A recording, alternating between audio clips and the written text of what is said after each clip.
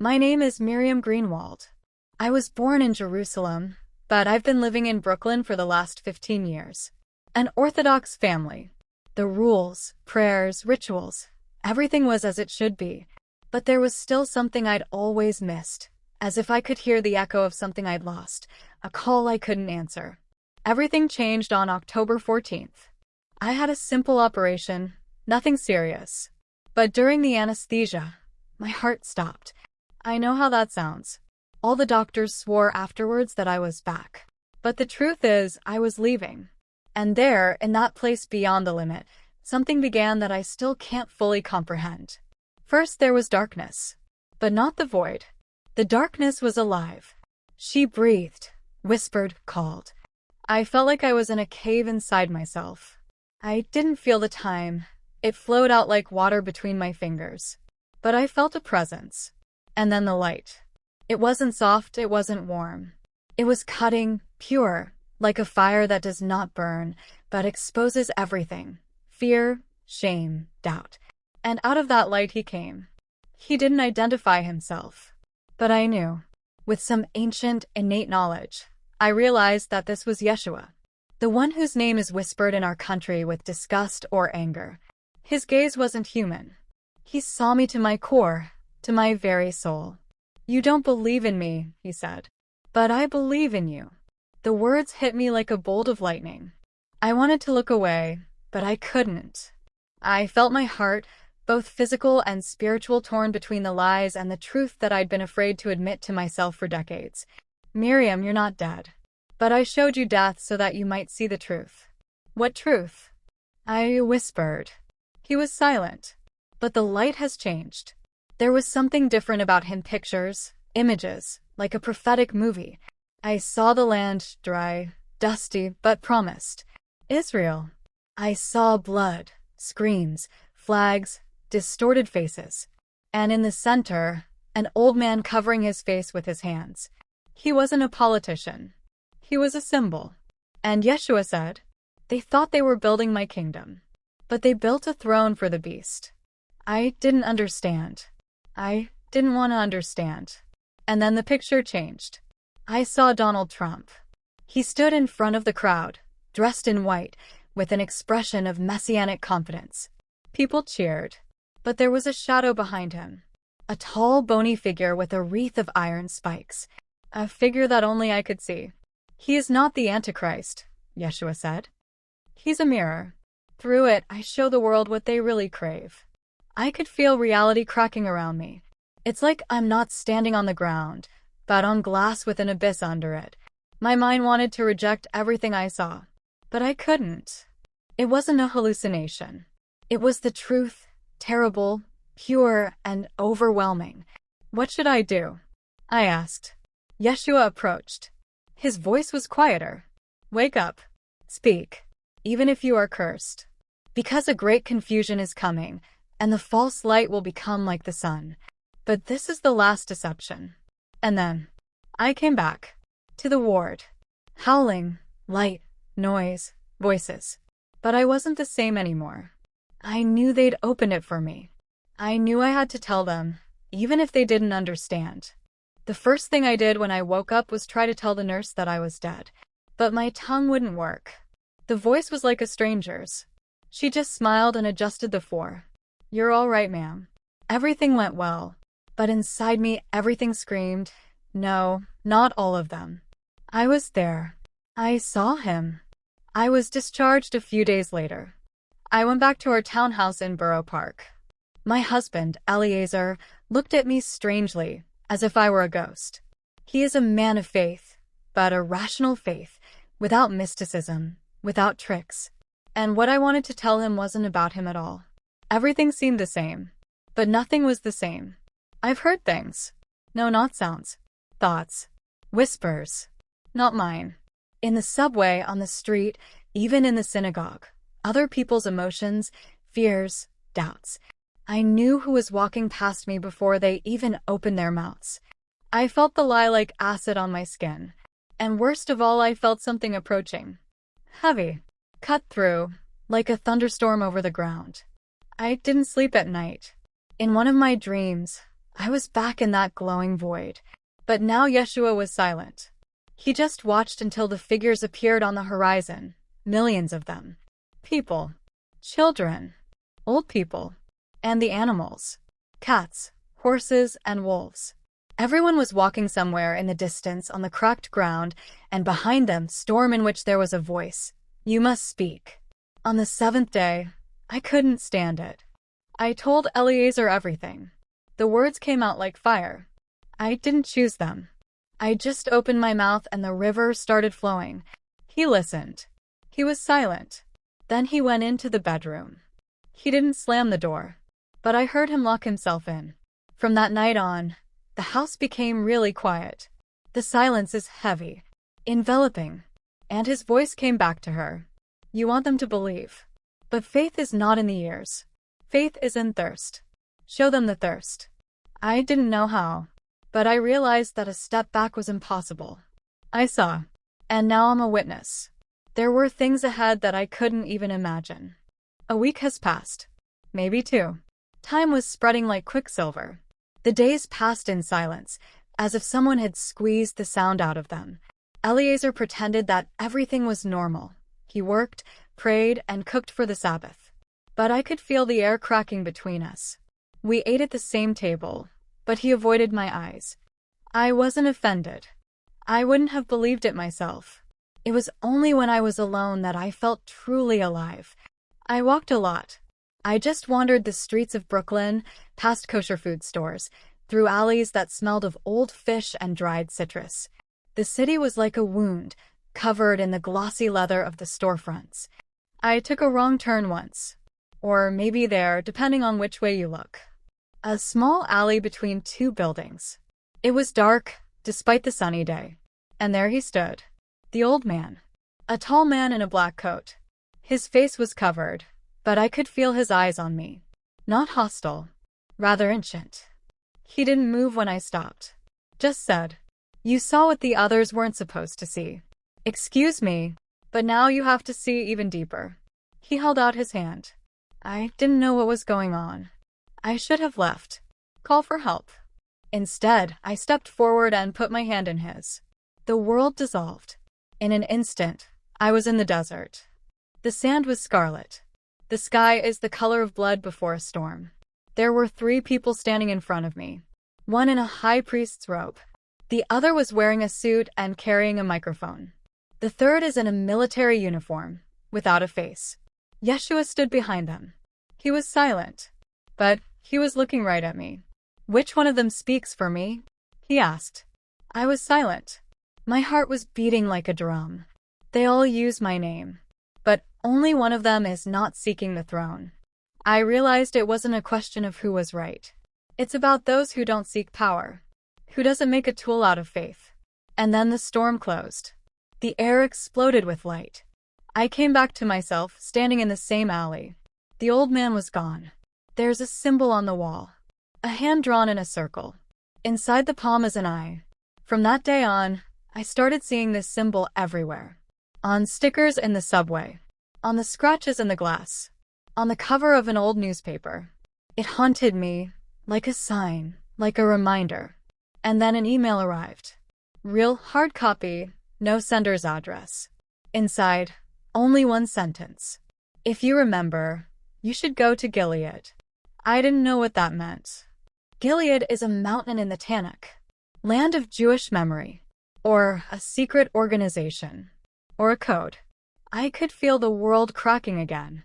It's like I'm not standing on the ground, but above an abyss. Everything I knew, everything I believed, was going up in smoke. But I already knew that truth doesn't come as a comfort. It comes like a sword. And sometimes as an email without a return address. I kept this letter in my mailbox for a long time. I tried to convince myself that it was a coincidence, a stupid joke, someone's unhealthy prank. But at night it seemed to move. Not physically, but just by being there. I knew that if I didn't go, I'd lose something important. I'll burn from the inside out. On the 3rd day, I packed up. I didn't know where to go. I just typed Gilead in the search. There was a state in Iowa with that name. And there was one strange organization, a closed, religious organization registered in the state of New Mexico. They didn't have a website, only the address. On an old forum, I found someone's review. They are not a sect. They are like a mirror. If you're not ready to watch, don't come. I went. It's been a long road. A flight to Albuquerque, then an old bus, shaking like an old man in the cold. The desert outside was lifeless, but I could feel the breath in it. It was as if the earth itself was watching. When the bus stopped at a gas station, a man sat down next to me. Gray hair, glasses, and a cowboy hat. He didn't ask me where I was going. He just looked at me and said, "You saw Yeshua." I froze. Don't be alarmed. Me too. And not just one. There are more of them than you think. He winked and got off at the next stop. I got there in the late afternoon. This wasn't the center. Not a temple. Not even a house. It's just an old farm that's grown into the ground. There were no guards, no gates, nothing secret. Just the woman on the porch. She was about 50, but her eyes were like a child's. Transparent alert. "Are you Miriam? What is it?" she asked. I nodded. "You're welcome. We knew you were coming." Inside, everything was simple. Rough walls, mattresses, people from teenagers to gray-haired elders. But the air was different. It rang. It's like you're always standing on the threshold of something huge. They put me in a small room. No locks, no windows. Only the candle, the mirror, and the symbol are the same. The palm with the eye. "It's the seer's seal," the woman said. "Those who have crossed the line see something different." On the third day, I was offered silence. Only in silence can Vera's voice be heard. And the fear recedes when you stop feeding it with words. And I agreed. In the silence, I started to remember more. Not just light. Not just Yeshua. But also what came before. Strange dreams as a child. A shadow in the synagogue behind my father. A figure in white watching me from the roof of a house in Jerusalem. All these fragments were now being assembled into a mosaic. He was always watching me. If I didn't chase you, I waited. Waiting for me to stop being deaf. One night I woke up. The candle burned out. It's not my reflection in the mirror. It has a desert in it. And 3 figures. One with a crown, one with a torch, and one with a sword. I didn't scream. I went to the mirror. And I heard his voice again. "Miriam, Gilead is no place. This is the state. This is the boundary where the soul decides who it will become. What should I do? Stand up. Speak. You're like a tower in ruins now. Whoever hears you will be saved. Anyone who turns away will go blind." And the words "Start with Israel" appeared on the glass of the mirror. I left the farm the next morning. The woman didn't stop him. She just put a rock in my palm. Red. Warm. The witness does not carry knowledge. It carries a crack. Those who want to come out of the darkness look through it. I came back to New York different. I was no longer afraid. Just clarity. I knew I was already being watched. That they would come for me. But I also knew that when you speak the truth, you are not alone. A return to Israel lay ahead. And what I had to tell to all the people. Even if I get rejected for it forever. My return to Israel was like falling into my own memory. The plane landed in Ben Gurion, but it felt like I was entering a tunnel dug in a long-forgotten dream, not an airport. The air was the same thick, dusty, electric. But I was different. Everything seemed a little distorted, like a picture reflected in a bowl of water. I was met by my younger brother, Elon. He became more social than I expected, wearing a t-shirt that read in English, "Silence is the new rebellion." He was silent most of the way to Jerusalem. I didn't impose. I didn't know how to start. "Were you really called from America? Because of a dream? What is it?" he asked at the foot of the old town. I just nodded. We entered the old town on Friday. The evening dragged on with singing, bells, and voices. But beneath all this sanctity, I felt a shiver invisible, but increasingly distinct. Something was coming. I went to the Wailing Wall alone. In the crowd, women, children, tourists. But not a soul. I didn't hear prayers, but thoughts. Fear. Fatigue. A helpless plea, even if the lips were silent. I stood against the wall. I touched it with my forehead. I inhaled. And then it happened. Light passed through stone, through flesh. He was different. Not blinding like in the operating room. It was the light of the past. It was as if the wall had opened my eyes and shown itself to me. Blood, fire, betrayal, waiting for the Messiah. But not as we thought. I saw a figure. Not a man. Not a woman. Light that took shape. And the voice, not audible, but internally understandable. You thought you'd found me, but now I've come for them. I asked mentally.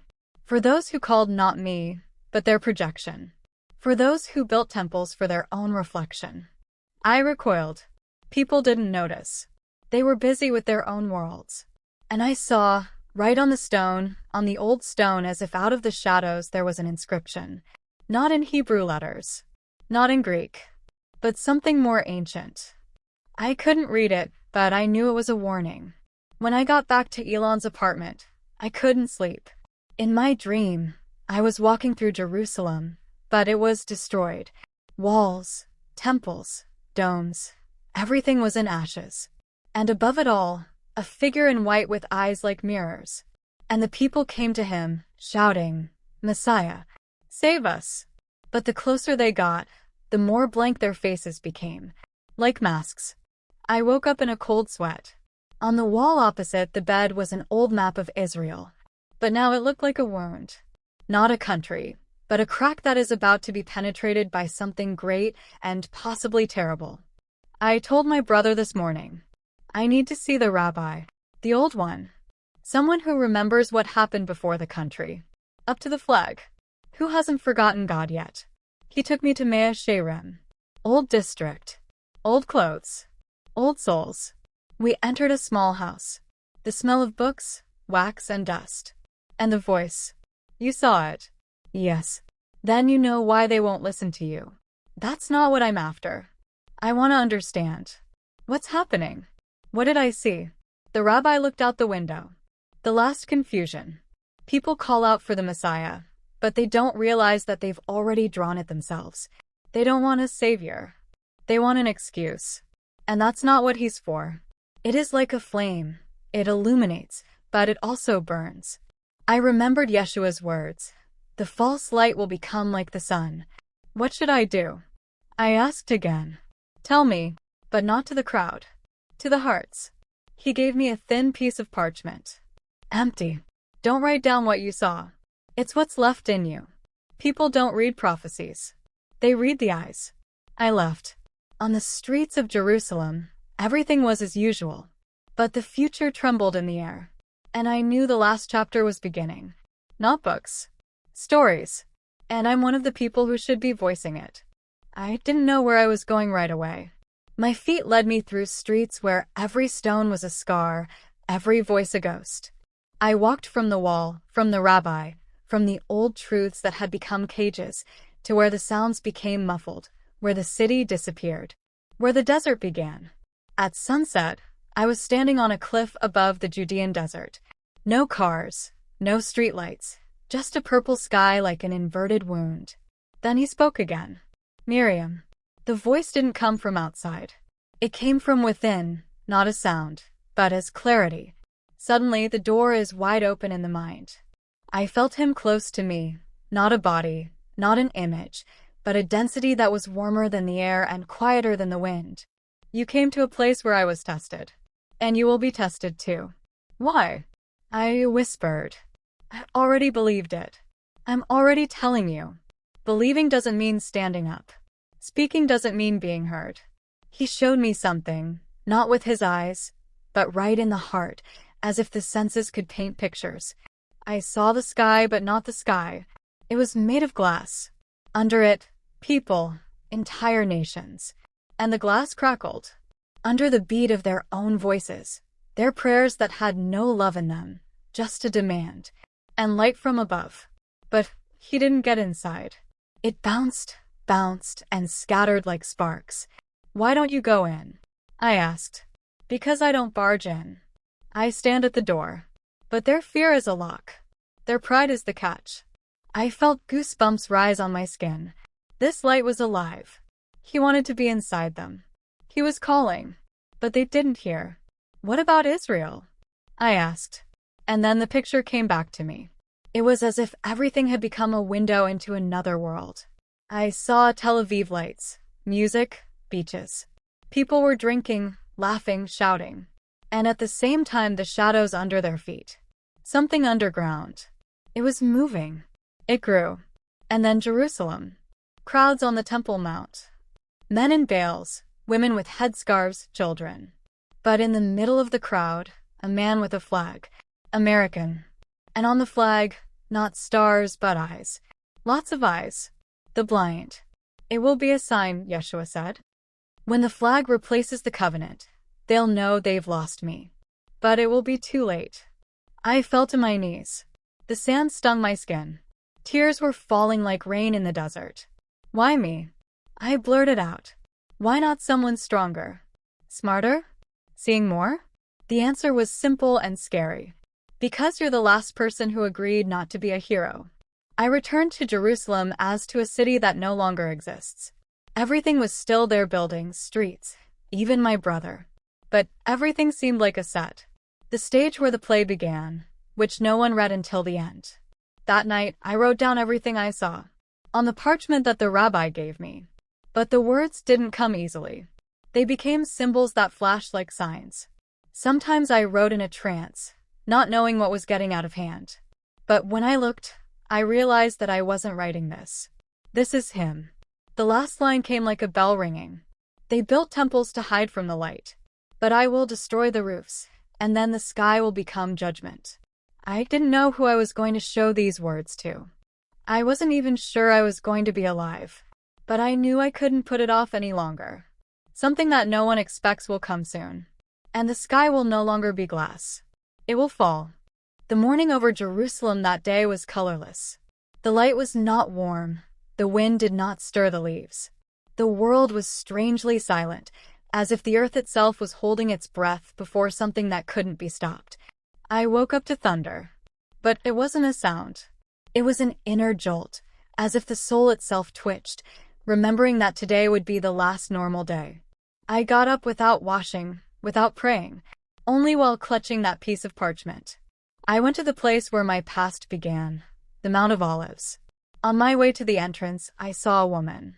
She was sitting against the wall, dressed in black, her face covered. But as I passed, she looked up, and I knew she knew. Not who I am, and what I saw. And there was no fear in that look. Only grief. Like a mother who finds out that her child is going to die at dawn. Not everyone will believe it, she whispered. I know. But those who believe will become your enemies.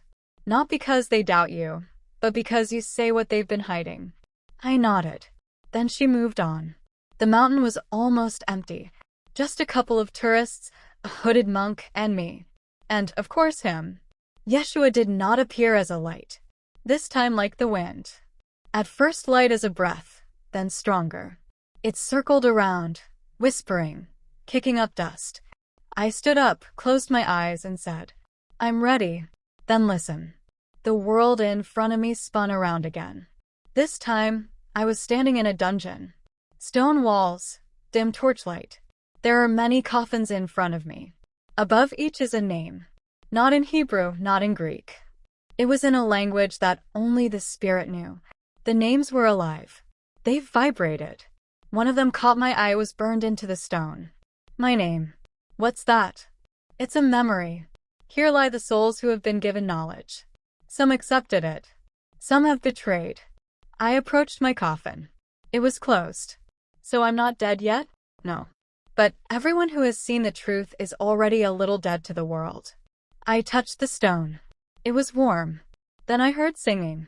But not the angels. They were animal voices. Thousands of votes. Howling, barking, meowing, roaring. But not just sounds, prayers. Animals, lemurs, elephants, whales. My soul cried out to the sky. Not as victims. As witnesses. They cried for us. About humanity. Yeshua said, they'll be the judges. Because you forgot that I created them together with you. Not after. Not lower. And next to it. My soul trembled. I felt humanity dwindle. as if we are not the crown of creation, but one of the petals. And the whole garden has been on fire for a long time. And Israel, I whispered. Israel is not a place. It's a word.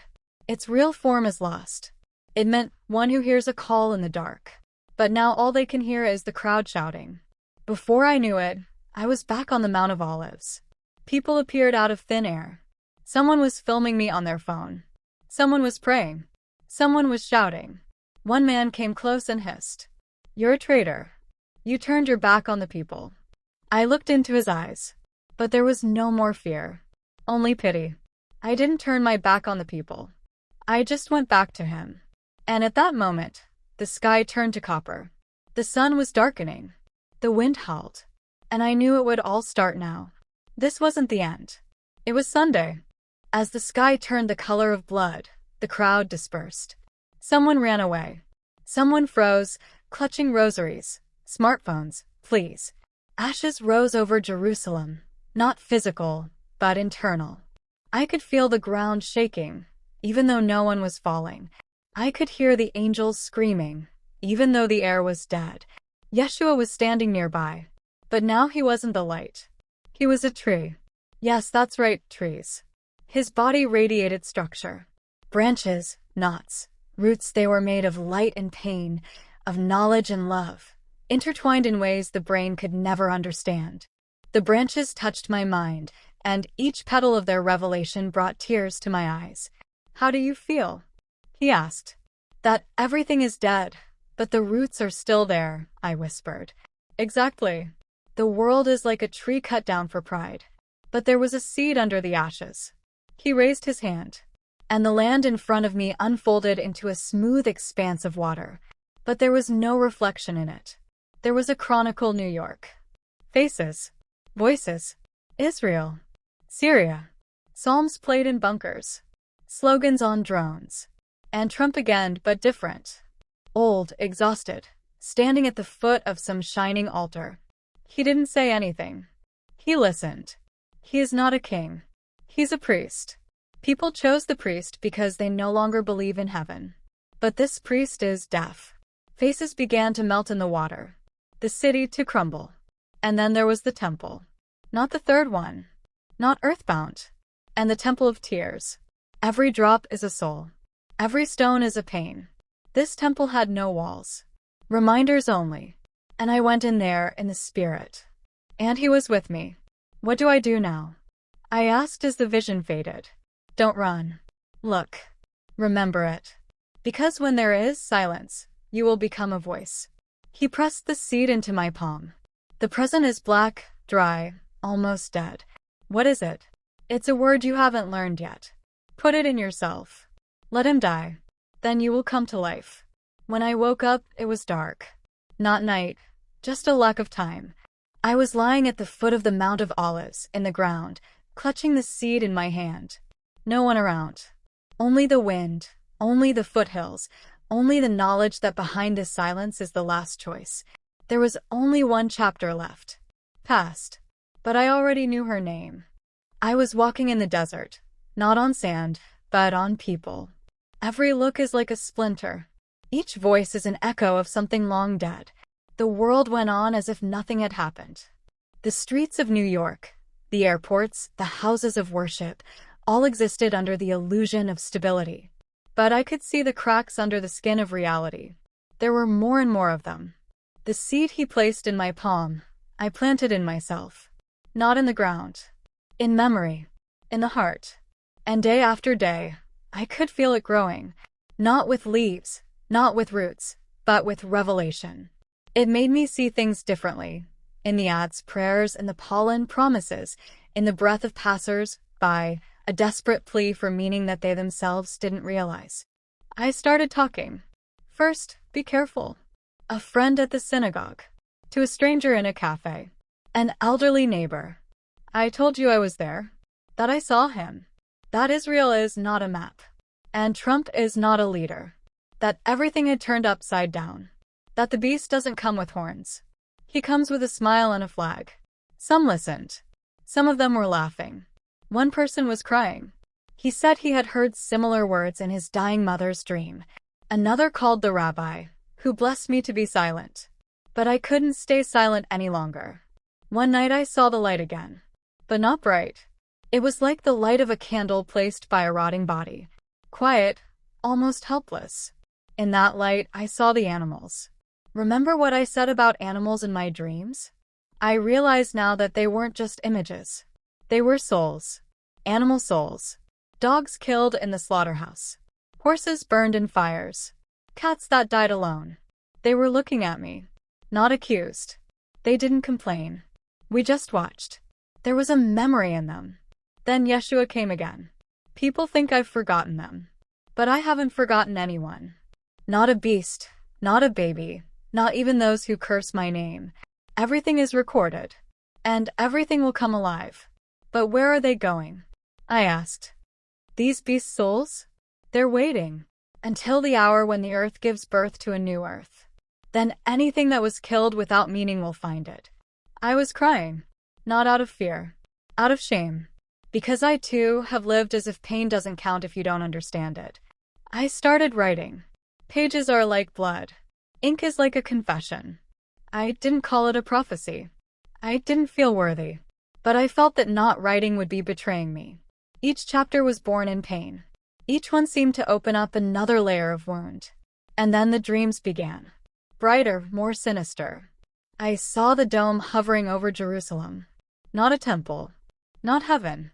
Not out of anger.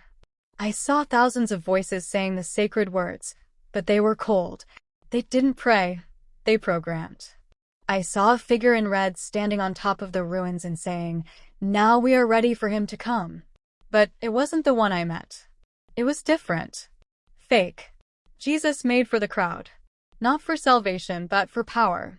One night I woke up crying again. And the voice said, "Finish it. Complete the story." Then silence. I got it, this is the end. Not the end of the world. And the end of silence. I am currently writing the last words of this chapter in an abandoned chapel in Appalachia. My family doesn't talk to me anymore. I was fired. My old friends blotted me out. But I'm not alone. He's with me. Its light is not for comfort, but for the truth. Even if I'm just a voice. But a voice in the desert is also a path. If you're reading this, know that not everything that glitters is from God, and not all fear comes from evil. Sometimes fear is a wake-up call. Now you know.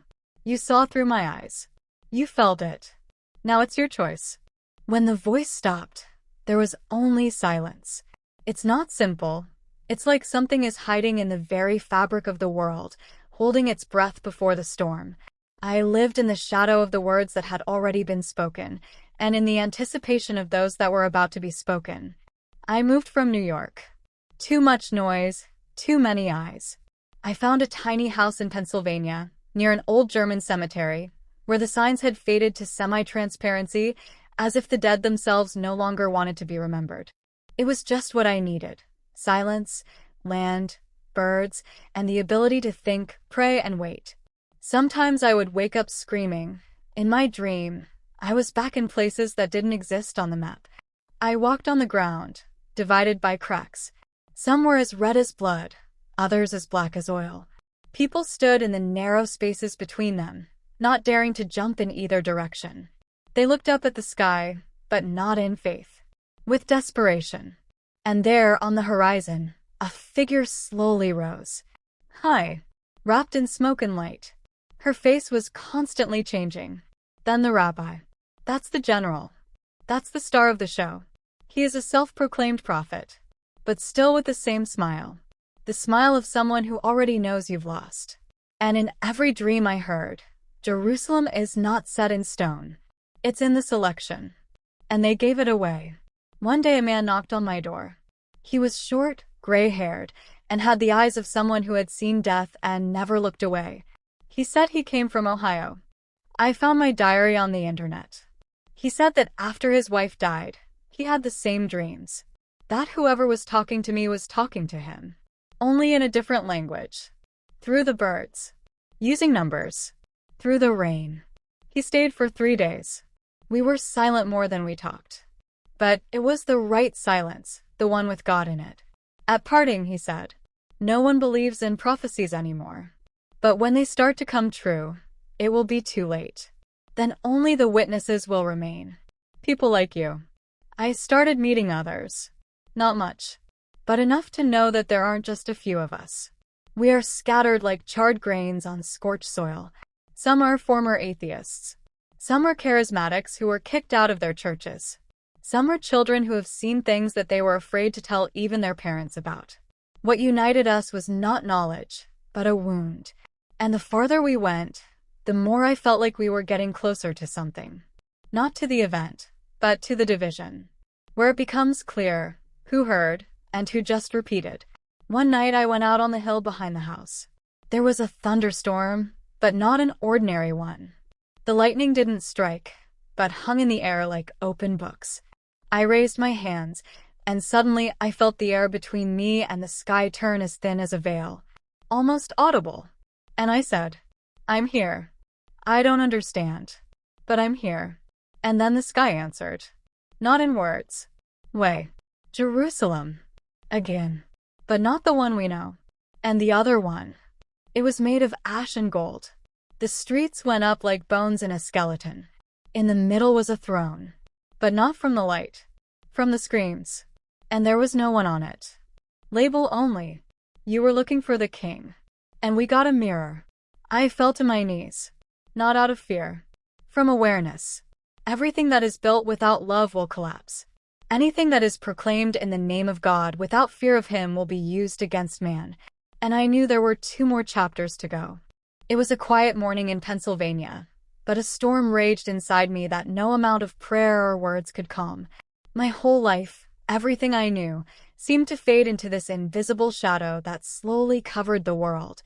I couldn't help thinking that the boundary between light and dark was now as fragile as the thinnest glass. Since that night on the hill, I've seen people differently. Their fears, desires, grievances, and sins were all in plain sight.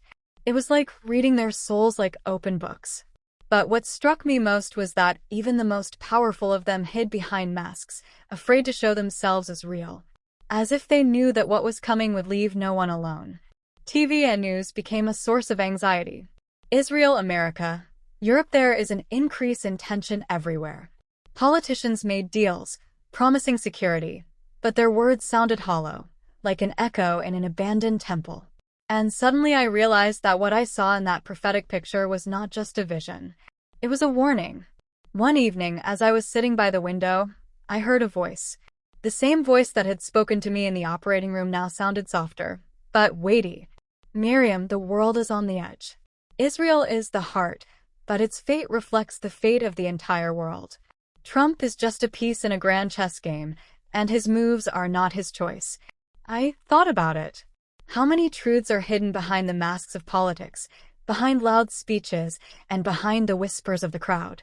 So what's really going on behind closed doors where cameras and microphones don't get in? The voice continued. People have forgotten that the true battle is not for land, but for souls. And while they are looking at the external battles, the internal ones are already lost.